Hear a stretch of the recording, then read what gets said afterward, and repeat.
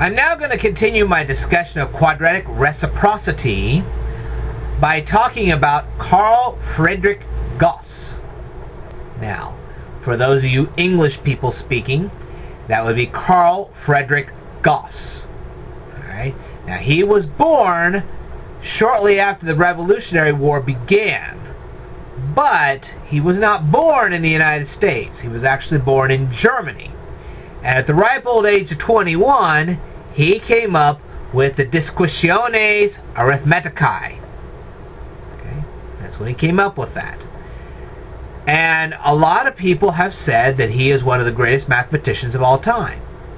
Unfortunately, to those who do not easily understand that kind of stuff, he's not worth too much to them.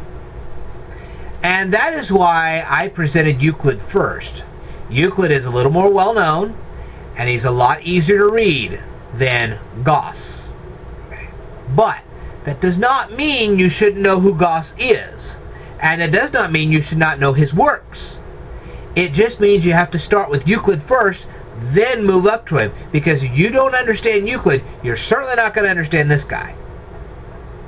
I guarantee it. And the whole point to whether you agree with Euclid or disagree with Euclid or agree with Gauss or disagree with Gauss is you have to understand what they're saying. How can you agree or disagree with something you don't understand? That's like listening to an Italian conversation. These two people are talking fluent Italian, and then they ask you, as an English speaker, to agree or disagree on their topic. You don't even know what their topic is. And that's why people like me have to come along and say, hey, I'm going to tell you what this thing is all about. Then you can decide whether you agree with that work or disagree with that work. You can't even discuss that because you have no idea. I'm sure before I gave you this video that most of you didn't even know who Gauss was. You probably didn't know Gauss even existed. Of course, then again, you probably didn't even know Euclid existed. They're wiping these kind of people out of the history books. And it's wrong. Absolutely wrong. You should know all of this.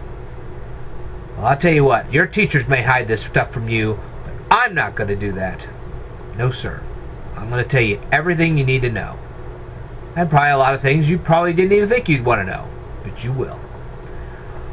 Alright, so I'm going to continue this in part 4. We're just going to keep right on making video after video after video until you get a complete comprehensive idea of what's going on.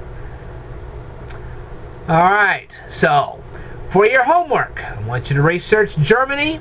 I want you to research how things were in the colonial times in Germany.